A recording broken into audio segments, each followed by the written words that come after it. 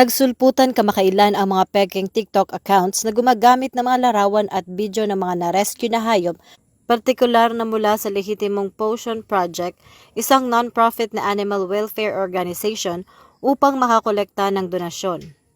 Napag-alamang ginagaya ng hindi bababa sa 5 peking accounts ang mga material mula sa Facebook page ng Potion Project na nananawagan ng tulong matapos manalas ang bagyong Tino noong ika-4 ng Nobyembre sa Bacolod Animal Shelter nito. Halos magkakamukha ang mga caption ng mga peking account na humihingi ng piso para sa di umano'y 15 asong nagugutom. Pinabulahanan ng Potion Project ang mga mapanlinlang na post at nagbigay babala sa publiko na marami na umanong nabiktima ang mga ito. Nagsampa na ang ulat ng organisasyon sa TikTok noong November 7, ngunit wala pa umanong tugon o aksyon ang plataporma. Ang ganitong uri ng panloloko ay maituturing na online scam at maaaring saklawin ng mga batas ukol sa cybercrime.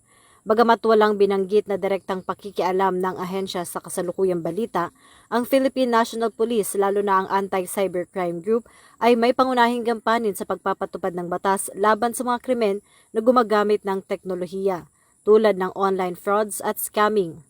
Pwede silang tumulong sa investigasyon upang matukoy at mapanagot ang mga individual sa likod ng mga peking account na ito, lalo na kung marami na ang nabiktima.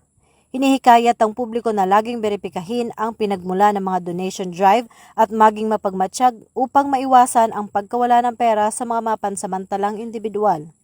Dahil ito ang bagong PNP para sa bagong Pilipinas, serbisyong mabilis, tapat at nararamdaman.